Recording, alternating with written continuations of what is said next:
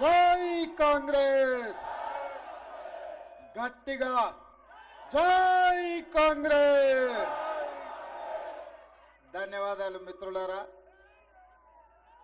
ఈనాడు Jubilee hills శాసనసభ ఉప ఎన్నికల సందర్భంగా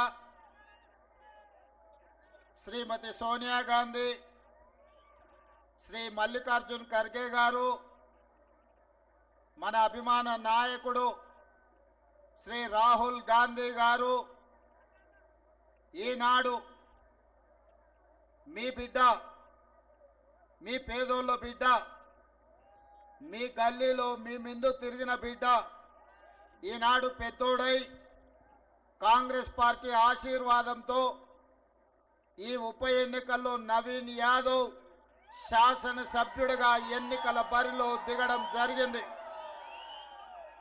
ఈ కార్యక్రమానికి సభాధ్యక్షత వహించిన జిల్లా పార్టీ అధ్యక్షులు, రాజ్యసభ సభ్యులు, యువ మిత్రులు అనిల్ యాదవ్ గారి అధ్యక్షతన మా పిసిసి అధ్యక్షులు మహేష్ కుమార్ గౌడ్ గారి పర్యవేక్షణలో నా సహచర మంత్రివర్గ సభ్యులు, పార్లమెంట్ సభ్యులు, శాసన మండలి సభ్యులు, శాసన సభ్యులు వేలాదిగా యూసుఫ్గూడ నుంచి వెంగళరావు డివిజన్ యొక్క ప్రతాపం చూపిస్తూ ప్రతి ఇంటి దగ్గర మా ఆడబిడ్డలు పూల వర్షం కురిపిస్తూ మేము అండగా ఉంటాం, ఈసారి జూబ్లీ హిల్స్ గడ్డ మీద 3 రంగుల జెండా ఎగరేస్తామని నాకు నమ్మకం, విశ్వాసం కల్పించడమే కాకుండా అండగా నిలబడ్డ వేలాది మంది మిత్రులందరికీ కూడా మనస్ఫూర్తిగా ధన్యవాదాలు, కృతజ్ఞతలు తెలియజేస్తున్న మిత్రులారా. మిత్రులారా, రాజకీయాలలో ఒడిదుడుకులు ఉంటాయి, ఎగుడు దిగుడు, ఎత్తు పల్లాలు ఉంటాయి.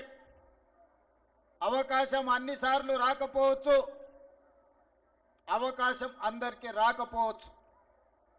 కానీ అవకాశం వచ్చినప్పుడు మన కోసం కష్టపడే బిడ్డని, మనతో ఉండే వాడిని ఎన్నికల్లో నెగ్గించుకోకపోతే చారిత్రాత్మకమైన తప్పుగా పరిణమించే ప్రమాదం ఉన్నది. ఇవాళ ఈ ఉప ఎన్నికల సందర్భంగా బీఆర్ఎస్ వాళ్ళు అంటున్నారు సెంటిమెంటు ఆశీర్వదించండి అని. నేను ఇవాళ ఈ వేదిక మీద నుంచి ఒక పాట సూటిగా బీఆర్ఎస్ పార్టీ అధ్యక్షుడు పెద్దలు కల్వకుంట్ల చంద్రశేఖరరావు గారిని ఒక మాట అడగదలుచుకున్నా. ఆనాడు 2007లో పేదోళ్ళ ఆత్మధైర్యం, పేదోళ్ళ దేవుడు పి జనార్దన్ రెడ్డి ఆనాడు ఈ ఖైరతాబాద్ శాసనసభ నియోజకవర్గం నుంచి ఇక్కడ పోటీ చేసి ఇక్కడి నుంచి పేదోళ్ళ తరఫున ఎన్నోసార్లు ఎన్నికై పేదోళ్ళకు అండగా నిలబడి తండాలలో, గూడాలలో, మారుమూల పల్లెల్లో పేదల హైదరాబాద్కు ఉద్యోగ ఉపాధి కోసం వస్తే వాళ్ళందరికీ అండగా నిలబడ్డ నాయకుడు. ఆనాడు 2007లో పి జనార్దన్ రెడ్డి గారు అనుకోకుండా అకాల మరణం చెంది గుండెపోటుతో మరణించినప్పుడు ఆనాడు కాంగ్రెస్కు బద్ద వైరి పక్షాలు భారతీయ జనతా పార్టీ, తెలుగుదేశం పార్టీ, ఆనాడు పెద్దలు నారా చంద్రబాబు నాయుడు గారు పీజేఆర్ గారి మీద ఉండే గౌరవంతో రాజకీయ వైరుధ్యాన్ని, భిన్న రాజకీయ ఎజెండాలను పక్కన పెట్టి పీజేఆర్ను గౌరవించడానికి ఆనాడు ఏకగ్రీవం చేయడానికి పెద్దలు నారా చంద్రబాబు నాయుడు గారు సహకరించిన మాట వాస్తవం కాదా? మరి ఆనాడు బీజేపీ, బీఆర్ఎస్ పీజేఆర్ కుటుంబానికి అండగా నిలబడి మరణించిన ఉప ఎన్నికల్లో పీజీఆర్ కుటుంబాన్ని ఏకగ్రీవం చేద్దామంటే ఏకగ్రీవం జాంతా నహి, పీజీఆర్ కుటుంబాన్ని గెలవనిచ్చేదే లేదు అని ఆనాడు పేదోళ్ల దేవుడైన పీజీఆర్ కుటుంబం మీద ఎన్నికల బరిలో అభ్యర్థిని నిలబెట్టింది ఈ దరిద్రపు గొట్టు బీఆర్ఎస్ పార్టీ కాదా? దానికి నాయకత్వం వహిస్తున్న కల్వకుంట్ల చంద్రశేఖరరావు కాదా? ఈ దృష్ట సాంప్రదాయానికి ఆనాడు ఉమ్మడి రాష్ట్రంలో ఉన్న ఒక మంచి సాంప్రదాయాన్ని తుంగలో తొక్కి దుష్ట సాంప్రదాయాన్ని తీసుకొచ్చింది బీఆర్ఎస్ పార్టీ నాయకులు కాదా? మరి ఆనాడు సాంప్రదాయాన్ని కాదని పీజీఆర్ పేదోళ్ళ గుండెల్లో దేవుడుగా ఉన్న పీజీఆర్ కుటుంబానికి వ్యతిరేకంగా ఎన్నికల్లో అభ్యర్థిని నిలబెట్టిన ఈ కిరాయి మూక ఈ రోజు సానుభూతితోని ఎన్నికల్లో ఓట్లేయమని అడుగుతారు. ఆనాటి ప్రత్యక్ష సాక్షి ఇక్కడనే పీజీఆర్ బిడ్డ విజయారెడ్డి ఉన్నది. ఆయన కంటే ముందు ఈ హైదరాబాద్ నగరానికి కృష్ణానది జలాలను, గోదావరి జలాలను, ఈ హైదరాబాద్ నగర అభివృద్ధి కోసం, ఈనాడు అక్కడ కట్టిన హైటెక్ సిటీ కోసం సర్వం వడ్డిన పీజీఆర్ మీదనే అభ్యర్థి పెట్టిన మీకు ఈనాడు ఉప ఎన్నికల్లో సానుభూతి ఓట్లు అడిగే హక్కు మీకున్నదా అని నేను అడుగుతున్నా. వాళ్ళను వదిలేయండి మిత్రులారా. నేను ఇవాళ మీ ముందు ఒక మాట చెప్పదలుచుకున్నా. ఇదే విధంగా కంటోన్మెంట్లో కూడా ఉప ఎన్నికలు వచ్చినాయి. అక్కడ కూడా ఇదే రకంగా ఇదే సానుభూతిని నమ్ముకొని సానుభూతి కన్నీళ్ళ ముసుగులో గెలవాలని చూసి అక్కడ కూడా శ్రీ గణేష్ నానాడు అక్కడి ప్రజలు గెలిపిస్తే సానుభూతితో సెంటిమెంటుతో కాదు, అభివృద్ధితో మా ప్రాంతం అభివృద్ధి జరుగుతుందని కంటోన్మెంట్ సికింద్రాబాద్ కంటోన్మెంట్లో శ్రీ గణేష్ను గెలిపిస్తే 30-40 సంవత్సరాల నుంచి అటు మేడ్చల్ వైపు ఎలివేటెడ్ కారిడార్, ఇటు షామీర్పేట వైపు ఎలివేటెడ్ కారిడార్, అక్కడ తాగునీటి సమస్యను, కంటోన్మెంట్లో రోడ్ల సమస్యను, డ్రైనేజీ సమస్యను ఈనాడు శ్రీ గణేష్ సంవత్సరన్నరలో 4,000 కోట్ల రూపాయల నిధులు మంజూరు చేయించి ఈనాడు కంటోన్మెంట్ అభివృద్ధికి పాటు పడుతున్నాడు. ఇవాళ మిత్రులారా, ఈ జూబ్లీహిల్స్ నియోజకవర్గ ఓటర్ మహాశైలను నేను అడుగుతున్నా.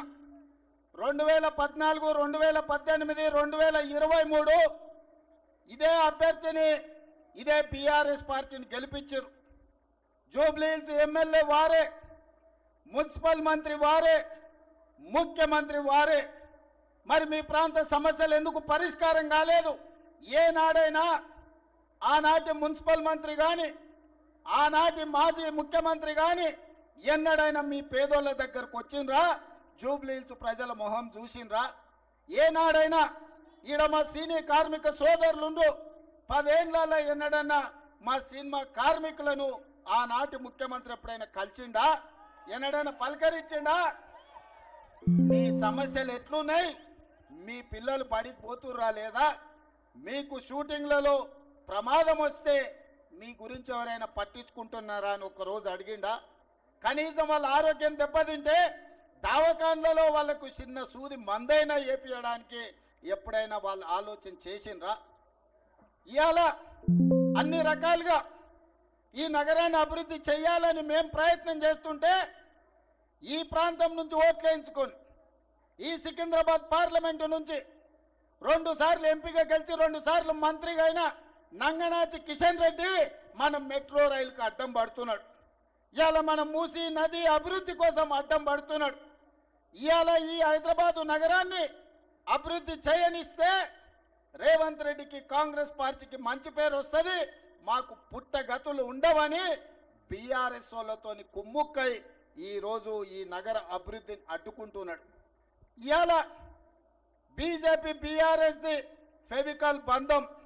పార్లమెంట్ ఎన్నికల్లో ఆనాడు బీఆర్ఎస్ చచ్చిపోయి డిపాజిట్లు కోల్పోయి 8 పార్లమెంటు నియోజకవర్గాలలో బీజేపీని గెలిపించిన మాట వాస్తవం కాదా? మహబూబ్ నగర్లో, చేవెళ్లలో, సికింద్రాబాద్లో, అదేవిధంగా మల్కాజ్గిరిలో, మెదక్లో, నిజామాబాద్లో, ఆదిలాబాద్లో, కరీంనగర్లో ప్రతి ప్రాంతంలో బీఆర్ఎస్ వాళ్ళు బీజేపీకి ఓట్లేసి 8 మంది ఎంపీలను గెలిపించారు. మెదక్తో సహా 8 పార్లమెంట్లలో డిపాజిట్లు జప్తు అయినాయి బీఆర్ఎస్ వాళ్ళకు. మరి 8 పార్లమెంట్లలో వీళ్ళు చచ్చిపోయి అవయవ దానం చేసి బీజేపీని గెలిపిస్తే ఒక పక్కన బండి సంజయ్, రెండో పక్కన కిషన్ రెడ్డి కేంద్ర మంత్రులు అయినరు. బుడ్డ పైసైనా తెచ్చిండ్రా వీళ్ళని నేను అడుగుతున్నా. ఎన్నడన్నా కేంద్ర మంత్రిగా కిషన్ రెడ్డి మన గల్లీకి వచ్చిండా?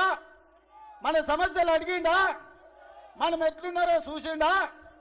ఇవాళ ఉప ఎన్నికలు రాగానే ఇవాళ మా అభ్యర్థిని గెలిపించండి, కార్పెట్ బాంబింగ్ చేస్తారంట. సిగ్గుండాలన్నాయా? పాకిస్తాన్ వాడు ముడ్డి మీద అంతే ఆడపోయి బాంబులు అయ్యావు కానీ జూబ్లీ హిల్స్ వచ్చి బీజేపీ వాళ్ళు కార్పెట్ బాంబింగ్ చేస్తారంట. మీ బాబు జాగీరా బీజేపీ వాళ్ళది ఇది. ఎవడన్నా అభివృద్ధి చేయాలనుకుంటాడు, ఎవడన్నా నిధులు తేవాలనుకుంటాడు, ఎవడన్నా తాగనిక నీళ్లు తేవాలనుకుంటాడు, ఎవడన్నా పేదలు తిరగనికే మెట్రో రైలు తేవాలనుకుంటాడు, ఎవడన్నా మన మూసీలో ఉన్న మురికిని తొలగించాలనుకుంటాడు. బీజేపీ వాళ్ళ భావ దారిద్ర్యం జూబ్లీ హిల్స్ లో ఎన్నికల్లో కార్పెట్ బాంబింగ్ చేస్తారంట. గల్లీ గల్లీ ఎంపీలు, ఎమ్మెల్యేలు, కేంద్ర మంత్రులు తిరుగుతారంట. ఎందుకయ్యా? బిచ్చమడుకోనికి వస్తారా? ఏం తెచ్చిందని వస్తారు? మీ మోడీ ఏమిచ్చిందని వస్తారు? 3 సార్లు ప్రధానమంత్రి అయిన మోడీ ఈ పేదోళ్ళు అండగా నిలబడితే, కేసీఆర్ మీరు 2 సార్లు కేసీఆర్ ముఖ్యమంత్రి అయిండు, 3 సార్లు మోడీ ప్రధానమంత్రి అయిండు. నేను అడుగుతున్న పేదోళ్ళకి రేషన్ కార్డు ఇచ్చిండా? మీ ఇళ్లలో 200 యూనిట్లు ఉచిత కరెంట్ ఇచ్చిండా? మీకు సన్న బియ్యం ఇచ్చిండా? ముఖ్యంగా మా ఆడబిడ్డలను అడుగుతున్నా, అక్క మీరు పుట్టి ఇంతోళ్ళైనరు, ఎన్నడన్నా ఆర్టీసీ బస్సులో ఉచితంగా ప్రయాణం చేసిండ్రా? ఇవాళ మా ఆడబిడ్డలు అమ్మవారిని దర్శించుకోవాలన్నా, అమ్మగారి ఇంటికి వెళ్ళాలన్నా ఇంటి ఆయన ముందల చేతి చాపకుట్ట ఆయన ఆఫీస్కి పోయొచ్చే లోప అమ్మని చూసిరానికే ఆర్టీసీ బస్సులో మీరు ఎక్కడ చెయ్యి ఆపితే అక్కడ బస్సు ఆపేటట్టు నేను చేయలేదా? సోనం ఆశీర్వాదంతో మా ఆడబిడ్డలకు ఆర్టీసీ బస్సులో ఉచిత ప్రయాణం ఇయ్యలేదా? మా అక్కల్ని ఆలోచన చేయమని అడుగుతున్నా. ఇవాళ మేము మీకు ఆర్టీసీ బస్సులో ఉచితంగా బస్సు ప్రయాణం ఇస్తే ఆటో వాళ్ళని రెచ్చగొట్టి మా ఆడబిడ్డలకు ఆర్టీసీలో ఉచిత ప్రయాణం వద్దు, బంధు పెట్టాలని ఇవాళ బయలుదేరి ఇవాళ ఆటోలో తిరుగుతుర్రు. బిల్లా రంగాలు వచ్చిర్రు మీ బస్తీకి, బిల్లా రంగాలు ఆటోలో తిరుగుతుర్రు, ఫోటోలు దిగుతుర్రు. ఏందో వాళ్ళ కోరిక అంటే ఆడబిడ్డలకు ఆర్టీసీ బస్సు ఉచితం బంధు పెట్టాలని. నేను మా అక్కలకు ఒకటే మాట చెప్పదలుచుకున్నా. మా అక్కలు చాలా మంది మా పాలమూరు నుంచి అక్కడి నుంచి ఇక్కడి నుంచి వచ్చిన వాళ్ళే ఉన్నారు. మన అందరికీ రొట్టెలు చేసేది తెలుసు. పట్నం వచ్చినాక చపాతీ చేస్తాం. చపాతీ చేసినప్పుడు సలాకి ఎర్రగా కాల్చి బీఆర్ఎస్ వాడు వస్తే ఈపుల వాతలు పెట్టుర్రి. ఇవాళ బీఆర్ఎస్ వాడిని కోటేస్తారంటే ఇవాళ మీ పిల్లలకు పెడుతున్న పువ్వ సన్న బియ్యం రద్దు అవుతాయి. ఇవాళ బీఆర్ఎస్ వాడు వస్తే పేదోళ్లకు 200 యూనిట్లు ఉచిత కరెంటు రద్దు అవుతుంది. ఇవాళ ఇక్కడ 25,000 మందికి ఇచ్చిన రేషన్ కార్డులు రద్దు అయిపోతాయి. ఇవాళ మా ఆడబిడ్డల ఆర్టీసీ బస్సులో ఉచిత ప్రయాణం రద్దు అయిపోతుంది. ఇవాళ మన ప్రభుత్వం ఉంది, మనం పనిచేసుకుందాం, పేదోళ్ళకి పనిచేస్తాం. పోనీ నా ప్రభుత్వం వచ్చినాక చనిపోయిన మా మిత్రుడే 20 నెలల్లో ఏనాడన్నా జూబ్లీస్కి ఏమన్నా కావాలని ఒక కాగితం అన్నది ఇచ్చినాడే?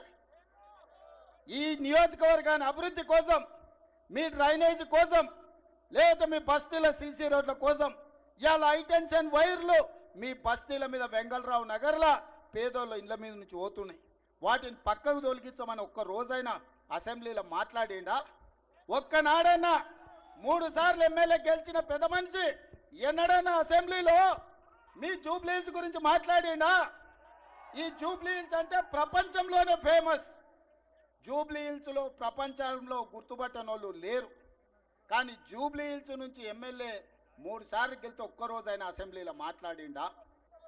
మరి ఇవాళ నేను అడిగేది ఒక్కటే, యువకుని నవీన్ యాదవ్ని గెలిపించండి. అసెంబ్లీలో మీ గొంతుకైతాడు, అసెంబ్లీలో మీ సమస్యలు ప్రస్తావిస్తాడు, అసెంబ్లీలో మీకేం కావాలో అడుగుతాడు ప్రభుత్వాన్ని. మీ తరఫున ప్రతిరోజు పనిచేస్తాడు, మీ తరఫున ఒకళ్ళతో పుచ్చుకుంటాడు. చదువుకున్న యువకుడు ఈనాడు సెంటిమెంట్ కాదు, జూబ్లీ హిల్స్ లో అభివృద్ధి కావాలి, అభివృద్ధికి నవీన్ యాదవ్ని గెలిపించండి. 2 నెలల్లో మా మంత్రులు వచ్చి నా దృష్టికి సమస్యలు తెస్తే 100 కోట్ల రూపాయలు ఇక్కడ నేను మంజూరు చేసిన. మరి ఆ పనులు అర్ధాంతరంగా ఆగిపోవాలనా? ఇవాళ నేను నా కుటుంబం పట్ల సానుభూతి ఉన్నది, నాకేం వ్యతిరేకం లేదు. కానీ ఇవాళ 3 సార్లు గెలిచినప్పుడు ఈ ప్రాంతానికి మేలు జరగనప్పుడు రేపు 4వ సారి గెలిచి ఈ ప్రాంతానికి మేలు జరుగుతుందా మీరు ఆలోచన చెయ్యండి. అట్లనే 2023లో ఆనాడు కాంగ్రెస్ పార్టీ మహమ్మద్ అజారుద్దీన్ని ఇండియా క్రికెట్ కెప్టెన్ ఇక్కడ అభ్యర్థిగా నిలబెట్టింది. నవీన్ యాదవ్ని పిలిచిన ఒక మాట చెప్పిన, ఇవాళ నువ్వు అజరుద్దీన్ వెంబడేసుకొని భుజాల మీద మొయ్యి అజరుద్దీన్ గెలిస్తే తప్పకుండా మంత్రి చేస్తా అని ఆ రోజు చెప్పిన. కానీ మా సందేశం మీకు చేరలే, మీరు ఏదో జరుగుతుందని ఆలోచన చేశారు. అజర్బై ఆనాడు కొద్ది మెజారిటీతో ఓడిపోయింది. కానీ ఇవాళ ఇదే అజరుద్దీన్ని మీకు ఇచ్చిన మాట ప్రకారం మంత్రిని చేసి ఇవాళ జూబ్లీ హిల్స్ కు ప్రచారానికి వచ్చిన. మాటిస్తే మాట తప్పేది లేదు, మడమ తిప్పేది లేదు. ఇవాళ మీకోసం, ఇవాళ మీరు వేసేది ఒక ఓటు, నవీన్ ఎమ్మెల్యే అవుతాడు, అజరుద్దీన్ మంత్రి అయి మీ సమస్యల్ని పరిష్కరిస్తాడు.